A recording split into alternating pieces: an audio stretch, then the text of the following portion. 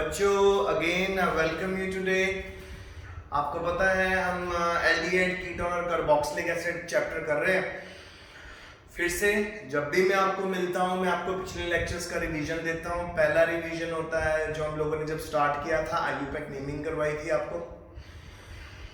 Second day जो हमारा lecture था उसके अंदर मैंने आपको प्रेपरेशन करवाया। फिर रिवीजन, हम एल्डिहाइड और कीटोन को कैसे बना सकते हैं, या तो ऑक्सीडेशन करते हैं उसकी स्ट्रॉन्ग ऑक्सीडाइजिंग एजेंट से, K2Cr2O7 है, KMnO4 है, ये स्ट्रॉन्ग ऑक्सीडाइजिंग एजेंट। अगर आप प्राइमरी अल्कोहल यूज करेंगे एल्डिहाइड बनेगा, सेकेंडरी अल्कोहल यूज करेंगे कीटोन बनेगा। सेकंड मेथड मैंने आपको करवाया था जी डिहाइड्रोजनेशन, जिसमें हम हाइड्रोजन का मॉलिक्यूल निकाल लेते हैं। प्राइमरी अल्कोहल से करेंगे डिहाइड्रोजनेशन, एल्डिहाइड बनेगा। सेकेंडरी अल्कोहल की डिहाइड्रोजनेशन करेंगे तो कीटोन बनेगा। फिर ऐसे करते करते हम आगे जा रहे थे। फिर थर्ड मेथड आपको मैंने बताया था एसिड क्लोराइड से प्रिपरेशन। फिर फोर्थ मेथड हाइड्रोकार्बन में अल्काइन से हम लोगों ने एल्डिहाइड और कीटोन बनाया था, रीअरेंजमेंट मेथड आपने देखा। और फिफ्थ मेथड मैंने आपको बतवाया था, that was ozonolysis. Ozonolysis aldehyde का, कीटोन का आपको मैंने बहुत अच्छे से समझाया, ठीक है। अल्कीन का ओजोनोलिसिस, अल्काइन का ओजोनोलिसिस, जिससे हमें एल्डिहाइड और कीटोन मिलते हैं। फिर हम चले गए थे एल्डोल कंडेंसेशन, कैनिज़ेरो रिएक्शन और हेल्वोलार्ड-ज़ेलिंस्की रिएक्शन। इन तीनों रिएक्शंस को समझाने से पहले मैंने आपको बताया था अल्फा हाइड्रोजन के बारे में कि यह अल्फा हाइड्रोजन क्या चीज होती है। मैंने आपको बताया था कि फंक्शनल ग्रुप के साथ जो पहला कार्बन होता है वो होता है अल्फा कार्बन, और जितने भी हाइड्रोजन वो कैरी करता है वो कहलाते हैं अल्फा हाइड्रोजन। सो अगर तो आपके एल्डिहाइड और कीटोन के पास अल्फा हाइड्रोजन है, सो डेफिनेटली उनमें एल्डोल कंडेंसेशन भी पॉसिबल होगी। अगर आपके सेम एल्डिहाइड है, जैसे प्रोपेनॉल प्रोपेनॉल, तो एक प्रोडक्ट आएगा। सेम कीटोन है प्रोपेनॉल प्रोपेनॉल, तो एक प्रोडक्ट आएगा। This is the simple aldol condensation. फिर उसके बाद क्रॉस एल्डोल कंडेंसेशन भी आपको करवा दी मैंने। उसके अंदर हमारे पास हमेशा ऑपोजिट एल्डिहाइड्स होते हैं, डिफरेंट एल्डिहाइड्स होते हैं, या हमारे पास डिफरेंट कीटोन्स होते हैं। जैसे फॉर एग्जांपल हमारा इथेनॉल और अगर मिथेनॉल के बीच में हम एल्डोल कंडेंसेशन करें, मिथेनॉल में तो हो नहीं सकती, सॉरी, क्योंकि मिथेनॉल के पास अल्फा हाइड्रोजन नहीं है। इथेनॉल और प्रोपेनॉल के बीच में करें, ब्यूटानॉल और प्रोपानोन के बीच में करें, तो हमें 4 डिफरेंट प्रोडक्ट मिलेंगे। वो मैंने आपको समझा दिया था।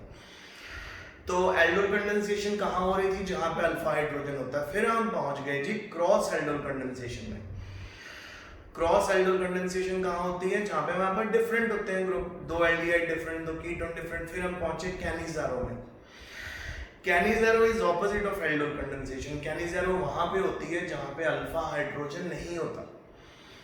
क्या होता है, इसके अंदर हम 2 एल्डिहाइड लेते हैं जिनके पास अल्फा हाइड्रोजन नहीं है, 20% NaOH सोल्यूशन यूज करते हैं। उसमें से एक एल्डिहाइड की ऑक्सीडेशन हो जाती है, एक एल्डिहाइड की रिडक्शन हो जाती है। जिस एल्डिहाइड की ऑक्सीडेशन होती है वो बनाता है जी कार्बोक्सिलिक एसिड सॉल्ट। जैसे कल हम लोगों ने फॉर्मेल्डिहाइड की ऑक्सीडेशन की थी तो बना था सोडियम फॉर्मेट।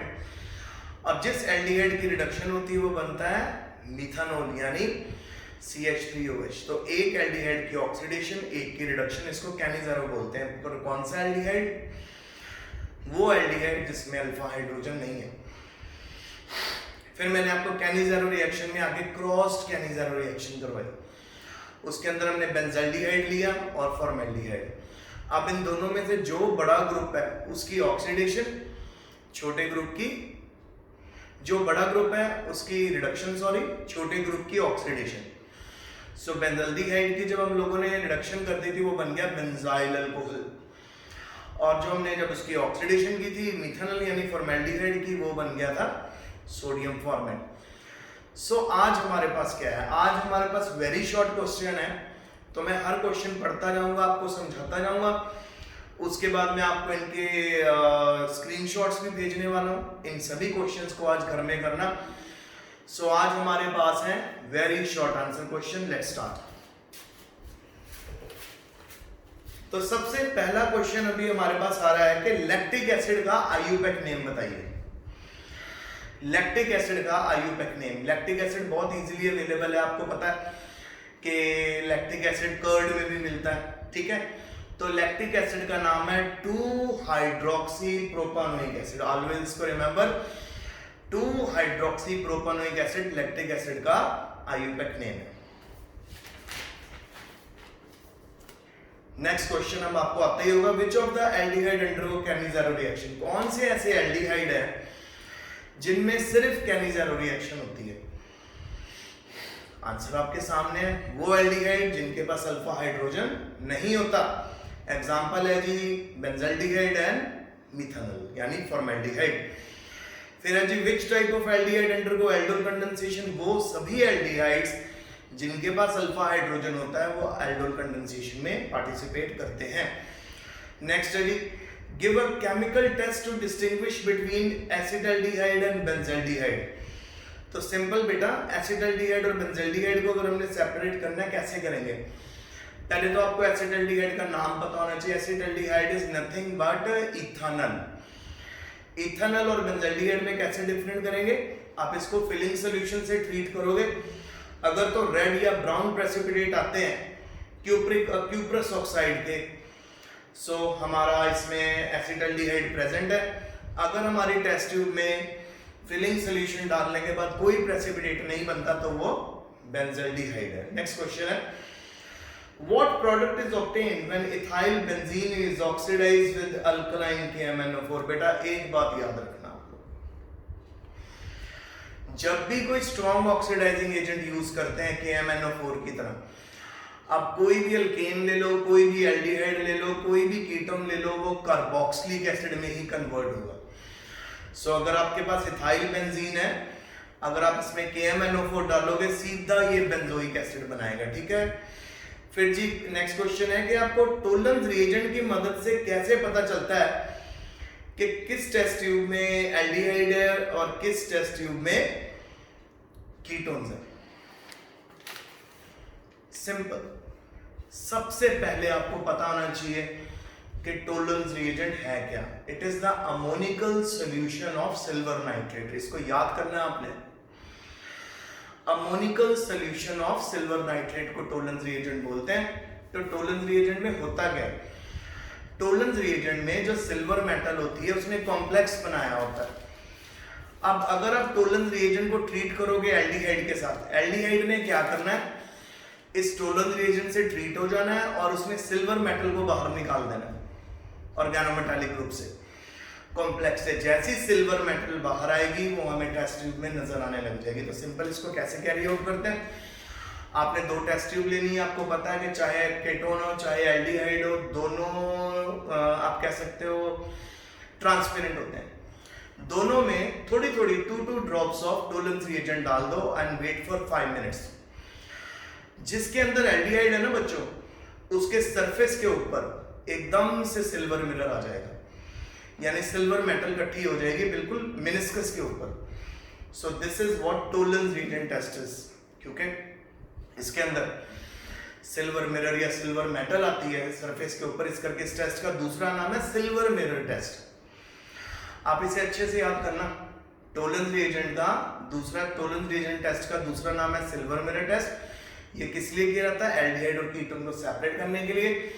एल्डिहाइड के केस में सोडियम अपना जो सिल्वर मेटल है वो रिड्यूस होकर बाहर आ जाती है, जबकि कीटोन कभी भी रिएक्ट नहीं करता टोलेंस रिएजेंट से। तो जब भी आप टोलेंस रिएजेंट को कीटोन से रिएक्ट करोगे नो रिएक्शन, पर एल्डिहाइड के केस में सिल्वर मिरर आ जाएगा, ठीक है। नेक्स्ट क्वेश्चन, कोई एक इंडस्ट्रियल प्रोडक्ट बताइए जो मिथेनॉल से बनता है, तो उसका नाम है जी बेकलाइट, ठीक है जी। मिथेनॉल यानी फॉर्मेल्डिहाइड में एक बेकलाइट नाम का एक पॉलीमर बना के देता है जो बहुत जगह यूज होता है। Next, mention important use of methanoic acid, ठीक है। सबसे पहली बात, मीथानोइक एसिड यानी फॉर्मिक एसिड, ये एक तरह का स्ट्रॉन्ग रिड्यूसिंग एजेंट है। ये टेक्सटाइल्स में काम आता है, डाइज में काम आता है, रबर बनाने में काम आता है, लेदर बनाने में काम आता है। और इलेक्ट्रोप्लेटिंग इंडस्ट्री में भी काम आता है। फिर है जी what is the give 2 important uses of formalin. Formalin की 2 इंपॉर्टेंट यूजेस आपने बतानी है। सबसे पहला, आप लोगों ने कभी भी अब जब लेबोरेटरीज में गए होंगे तो वहां पे आपने देखा होगा कि बायोलॉजिकल सैंपल्स को, जो जूलॉजी के सैंपल होते हैं, एनिमल्स होते हैं, छोटे इंसेक्ट्स होते हैं, उनको यूजुअली एक बीकर में, सील्ड बीकर में रखा जाता है और उस बीकर के अंदर एक लिक्विड भरा होता है। एक्चुअल में वो लिक्विड है formalin. What is formalin? Formalin is 40% formaldehyde in water. 40% formaldehyde water के अंदर जो होता है उसको हम बोलते हैं फॉर्मेलिन। तो पहला काम क्या हो गया? स्पेसिमेंस को प्रिजर्व करके रखने के लिए। तो फॉर्मेलिन का पहला यूज है स्पेसिमेन को प्रिजर्व करके रखने के लिए। दूसरा यूज है इसका बेकलाइट नाम का एक पॉलीमर बनाने के लिए, जिसमें फिनोल और फॉर्मेल्डिहाइड यूज होता है। फिर आपको बेटा 2 IUPAC नेमिंग है, आप कर लोगे। फिर नेक्स्ट है जी mention a use either of ester of benzoic acid और ऑफ सोडियम बेंजोएट। ठीक है जी, तो ये सारे के सारे यूज होते हैं। परफ्यूम इंडस्ट्री में यूज होता है एस्टर ऑफ बेंजोइक एसिड, और फूड प्रिजर्वेटिव का काम करता है सोडियम बेंजोएट। फिर आपसे अगला क्वेश्चन है कि कोई ऐसा एग्जांपल बताओ कंपाउंड का जिसमें हाइड्रोजन बॉन्डिंग होती है जिससे डाइमर बनते हैं। तो ज्यादा दूर क्या जाना बेटा, जितने भी कार्बोक्सिलिक एसिड्स होते हैं हमारे, वो डाइमर बनाते हैं। अगर आप इथेनोइक एसिड का मॉलिक्यूलर वेट निकालोगे वो 60 आएगा, 60 आएगा। आप करके देख लेना, इथेनोइक एसिड का फार्मूला है CH3COOH। तो 60 इसका मॉलिक्यूलर वेट है, पर जब भी आप इसको सोल्यूशन में इसका मॉलिक्यूलर वेट स्टडी करोगे वो 120 होता है, डबल होता है। डबल इसलिए होता है क्योंकि इथेनोइक एसिड बना लेता है हाइड्रोजन बॉन्डिंग, और हाइड्रोजन बॉन्डिंग बनाने से बच्चों क्या होता है, इसके अंदर डाइमर फॉर्मेशन होती है। एक एक मॉलिक्यूल आपस में कंबाइन होकर एक बड़ा मॉलिक्यूल बनाने लग जाते हैं। यानी इथेनोइक एसिड के सॉल्यूशन में आपको हमेशा इथेनोइक एसिड डायमंड फॉर्म में मिलेगा। दो इथेनोइक एसिड इकट्ठे होंगे। रीजन क्योंकि इनके अंदर हाइड्रोजन बॉन्डिंग आ जाती है। इस हाइड्रोजन बॉन्डिंग आने से क्या होता है, उनका मॉलिक्यूलर वेट भी डबल हो जाता है। इसको अबनॉर्मल मॉलिक्यूलर मास बोलते हैं, अबनॉर्मल मॉलिक्यूलर मास। तो आपको यहाँ पे क्वेश्चन में जब मैं आपको पिक्स भेजूंगा तो उसमें आपको हाइड्रोजन बॉन्डिंग नजर भी आ जाएगी। नेक्स्ट है फॉर्मेलिन क्या है, हम ऑलरेडी डिस्कस कर चुके हैं। 40% solution of formaldehyde in water. फिर what do you understand by vinegar and glacial acetic acid? Vinegar और ग्लेशियल एसिटिक एसिड से आपका क्या मतलब है?